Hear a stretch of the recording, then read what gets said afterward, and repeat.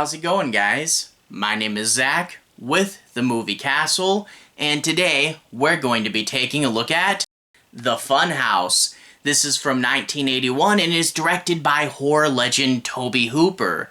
The movie stars Elizabeth Berridge, Cooper Huckabee, and Kevin Conway. Now, if you guys know Tobe Hooper, you definitely know the Texas Chainsaw Massacre, an absolute classic, his best film. I love that movie. The movie is like an oddball slasher, really energetic, and kind of has this grungy atmosphere showcasing the, forgotten parts of America.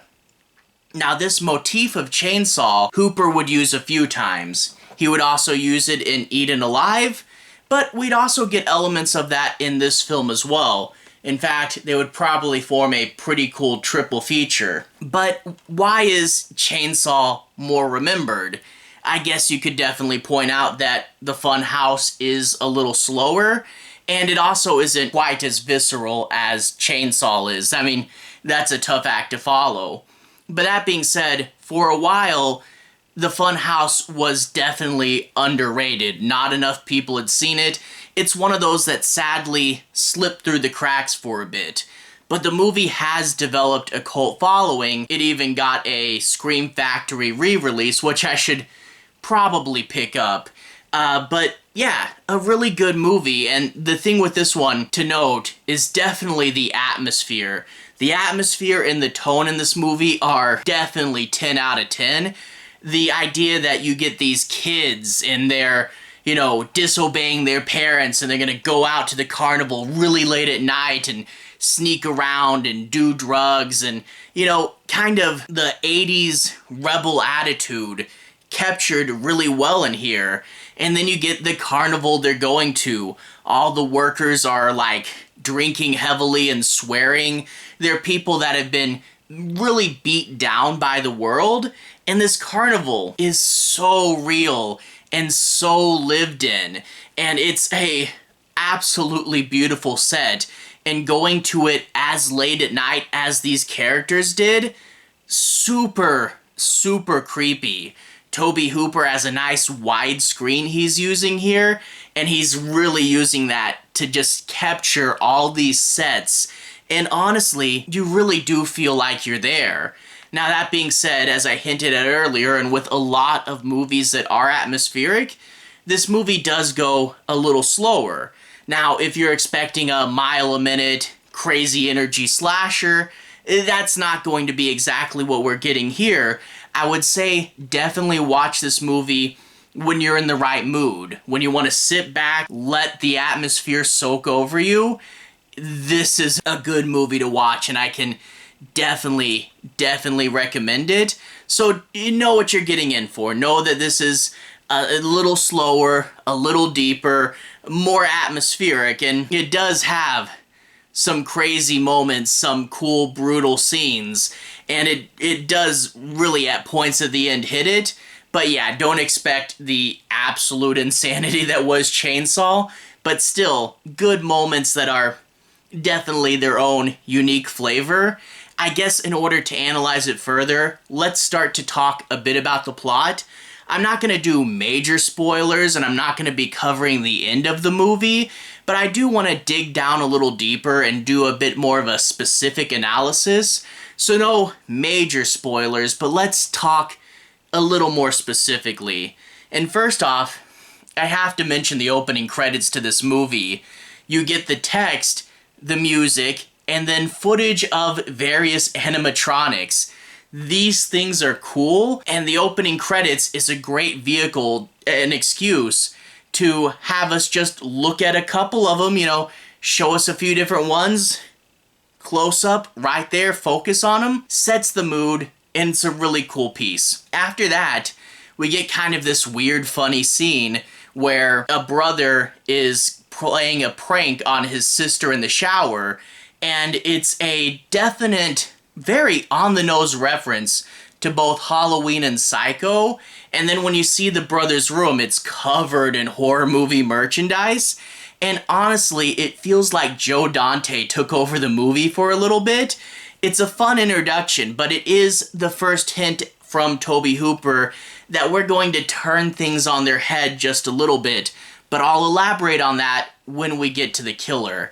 Anyway, we get this initial conversation with the girl and her parents, and the girl's lying to her parents and saying, I'm just going to the movies with my date, that's all it's gonna be, you know, just a simple little thing. And the dad's like, you better not be going to that carnival, because the last place they set up at, 2 girls wound up dead. And yeah, that's a bit of foreshadowing, that's a bit of exposition, but it also gives us this tone. She is lying to, disobeying her parents, her date doesn't even come in, he just honks the car horn, and they're leaving at like 9 o'clock at night. It sets up that these characters are the 80s rebels, and she's disobeying her parents, but then later on, when her date dishes the girl's parents, she's going to get upset at him. So yeah, she still loves her parents and doesn't want anyone else to be mean to them, but she's going to lie to them. They pick up, it's a double date, so there's another couple there, and the 4 of them start to go around the carnival, and we get some cool stuff. Again, an absolutely beautiful set. You have a carnival to shoot at, you will show us the carnival, and we will get to see a bunch of cool things. But again, you know how I said the movie was kind of slow? We do get to spend a lot of time before the action really starts, and we go to a lot of the events. And like, you know, we see a magic show. Not super necessary, but, you know, the magician tells a Dracula story, which kind of goes with the Frankenstein stuff. And then we get like a scene with a fortune teller where we get some ominous warnings, and her friends just laugh and dismiss it, which sets the characters up, but also provides, again, more ominous foreshadowing. We get to see a lot of the acts, and we go through a lot of the tents. So yeah, it does go on a little bit too long, but it is good stuff, you know? There's also this bit where the brother is trying to follow them into the circus and find them, and it does a few good tense sequences, and it does, again, some more of that atmosphere, but ultimately the brother's plot doesn't really go anywhere, so whatever to that. But anyway, the kids are talking, and the double date, the boyfriend in that group, he says, one of my friends spent the night in a funhouse once, I think we should as well, and he eventually talks them all into that. They make up excuses, and they sneak into the funhouse, and they're there, and they're just gonna make out all night. No problems, right? Well, of course, they hear something, they look through the floorboards, and they see an altercation between 2 funhouse workers. You see, there was this guy. There's lots of mysterious people when they were looking around the funhouse, but one really stood out. The guy that was manning the funhouse in a Frankenstein costume, you know, the Frankenstein mask and the big hands. Well, he's with someone else, and they're trying to have sex, but needless to say, this is a horror movie. Things go wrong, and he winds up murdering her. So now our kids are witness to a murder, and they're going to try to sneak out. But of course, the funhouse is closed, a lot of the doors are locked up, and it's a big maze-like structure, so good luck getting out. And of course, through a few other plot points, the Frankenstein guy and his father are going to become aware that someone is up to the crime and start to hunt them down. Now, Frankenstein, I think his real name is like Gunther or something, but he's a cool idea. You know, he has the mask, but he also like shrieks and convulses. It's a little bit like Leatherface, but not exactly. But the thing is, he's big and cool and energetic, and his dad is an interesting enough character, but it's not like the whole family in Chainsaw. The madness is kind of confined to just him, and I do wish, like by the end of Chainsaw, even Sally was going crazy.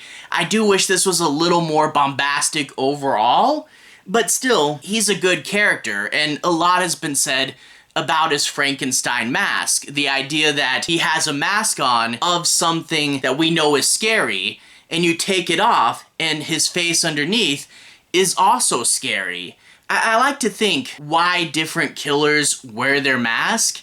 And like Leatherface, he wore his mask because he didn't really have much of a sense of self-identity. And when he put on the mask, he pretended to be someone else and play that character.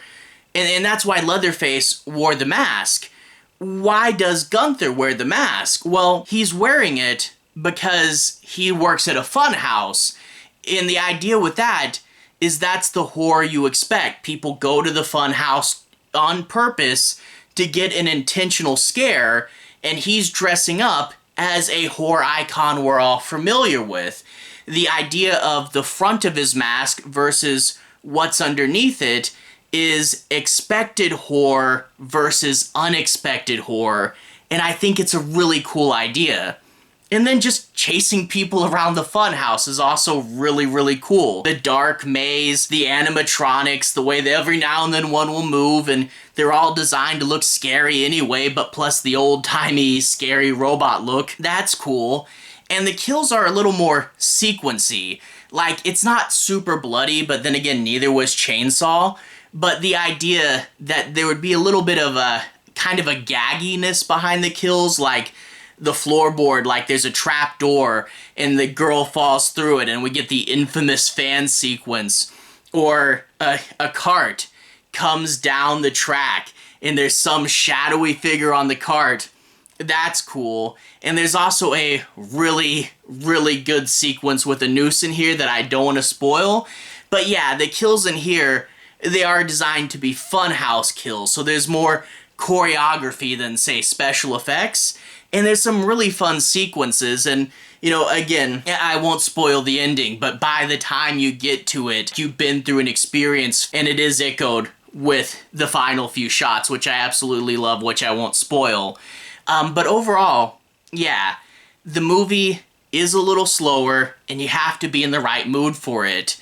And the energy isn't quite as intense and over the top as Chainsaw is, but what it's got going for it, it really does work. It's very atmospheric, and yeah, you do feel like you're in the funhouse. So I can definitely recommend it. It is a little bit more forgotten than it should be, and yeah, this is not a killer clown movie. I don't know why they put it on the box, but overall, I'd say check it out if you don't mind it being a little slower. Anyway though, to everyone who's watched so far, thank you for watching. To everyone who's liked and subscribed, thank you. You really are helping the channel out.